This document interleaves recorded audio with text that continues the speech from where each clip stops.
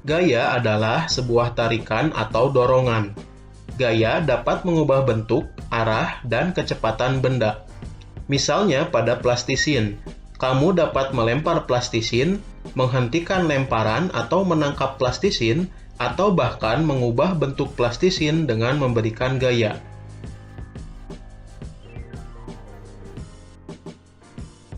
Gaya dapat dibedakan menjadi gaya sentuh dan gaya tak sentuh. Gaya sentuh contohnya adalah gaya otot dan gaya gesek. Gaya otot adalah gaya yang ditimbulkan oleh koordinasi otot dengan rangka tubuh. Misalnya, seseorang hendak memanah dengan menarik mata panah ke arah belakang. Gaya gesek adalah gaya yang diakibatkan oleh adanya dua buah benda yang saling bergesekan. Gaya gesek selalu berlawanan arah dengan gaya yang diberikan pada benda. Contohnya adalah gaya gesekan antara meja dengan lantai.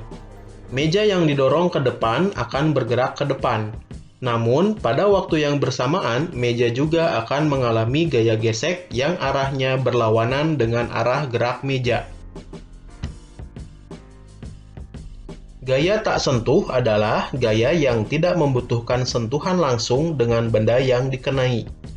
Contohnya seperti saat kita mendekatkan ujung magnet batang dengan sebuah paku besi. Seketika paku besi akan tertarik dan menempel pada magnet batang. Hal tersebut disebabkan oleh adanya pengaruh gaya magnet yang ditimbulkan magnet batang. Selain gaya magnet, gaya gravitasi pada orang yang sedang terjun payung juga merupakan contoh gaya tak sentuh. Pernahkah kamu berpikir mengapa saat berada di dalam bus yang sedang melaju kencang dan tiba-tiba bus direm, badan kita akan terdorong ke depan? Mengapa pada saat berada di dalam mobil kita perlu mengenakan sabuk pengaman?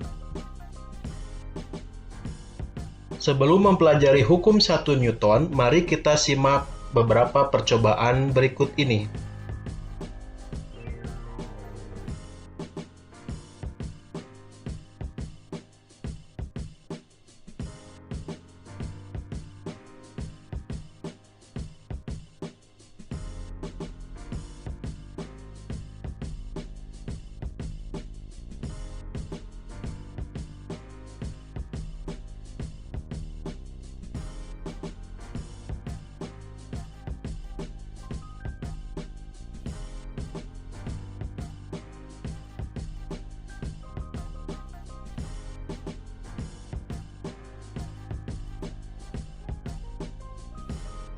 Pada percobaan sifat kelembaman suatu benda, kamu menemukan fakta bahwa gelas akan tetap diam saat kertas ditarik dengan cepat secara horizontal.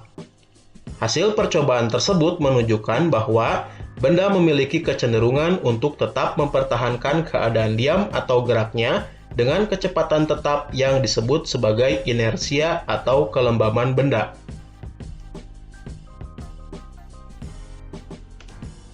Contoh lain yang menunjukkan inersia benda adalah saat kamu berada di dalam sebuah mobil yang sedang melaju kencang, kemudian tiba-tiba direm.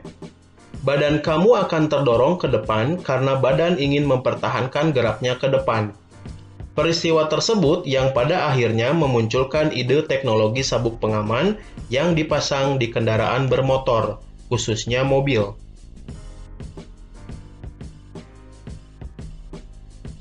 Newton menyatakan sifat inersia benda, bahwa benda yang tidak mengalami resultan gaya atau sigma F sama dengan 0 akan tetap diam atau bergerak lurus beraturan.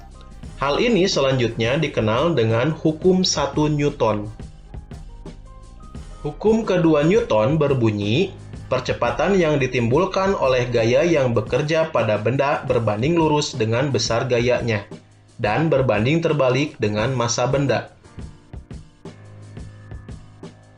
Di dalam kehidupan sehari-hari, kita sering menemui fakta bahwa pada saat memindahkan balok akan lebih cepat jika gaya yang dikenakan semakin besar. Hal ini dikarenakan gaya berbanding lurus dengan percepatan. Jadi, dengan gaya yang besar, maka akan didapatkan percepatan yang lebih besar juga. Contoh lainnya adalah saat memindahkan meja yang ringan akan lebih cepat daripada memindahkan lemari yang berat jika kita menggunakan besar gaya dorong yang sama. Hal ini disebabkan massa meja yang lebih kecil daripada massa lemari, dan massa berbanding terbalik dengan percepatan benda. Semakin kecil massa benda, maka semakin besar percepatan benda tersebut.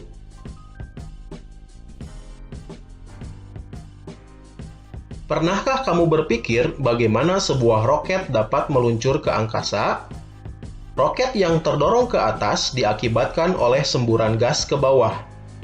Semakin kuat semburan gas ke bawah, maka roket akan semakin cepat terdorong ke atas.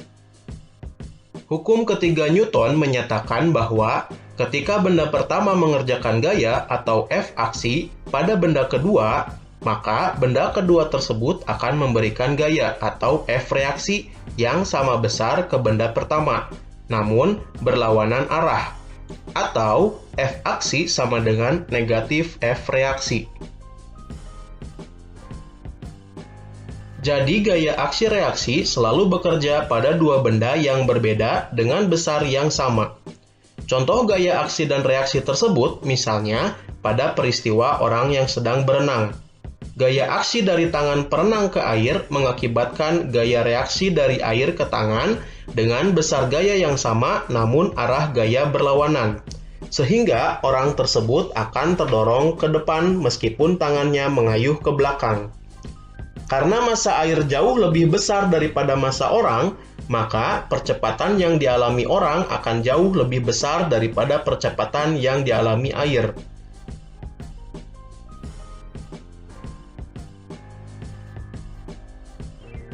Tahukah kamu bahwa gerak burung terbang dapat dijelaskan dengan menggunakan hukum ketiga Newton? Burung mengepakkan sayap ke belakang untuk memberikan gaya aksi ke udara. Udara yang massanya jauh lebih besar daripada burung memberi gaya reaksi yang nilainya sama besar dengan gaya aksi namun berlawanan arah, sehingga mengakibatkan burung dapat melaju kencang ke depan. Masih banyak peristiwa-peristiwa dalam kehidupan sehari-hari yang merupakan penerapan dari hukum 1, hukum 2, atau hukum ketiga Newton. Agar lebih memahami konsep yang ada pada hukum 1, 2, dan 3 Newton, silahkan lengkapi tabel berikut.